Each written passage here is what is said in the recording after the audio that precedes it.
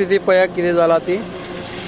हे पावसान उदक साठले आणि गाडयेकारांक पळया कशी कसरत करची पडटा ह्या उदकाक लागून. सगळे उदक सायडीच्या गाडयांचेर उसळटा.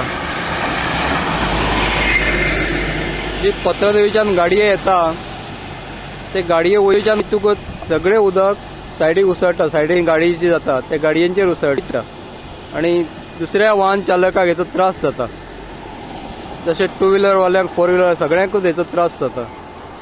हांगा जो MURन रोड केला हांगा सगळे सकल फोणकूल कशें सडला. फोणकुलान सगळे उदक पावसाचे येवन साचता.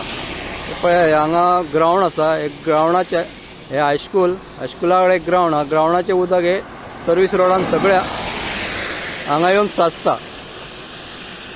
हांगा कांयच पर्याय तेंच्यांनी दवरूंक ना उदक वचपाक. सगळे उदक हांगा साचता. एखादे फोणकूल सुद्दां आहल्या खंयच्या गाडीकाराक कळचें ना.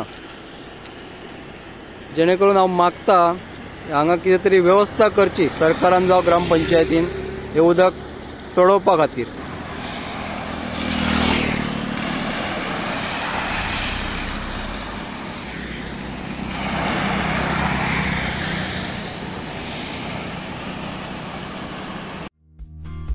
पळयत रावात गोवन नरेटिव्ह.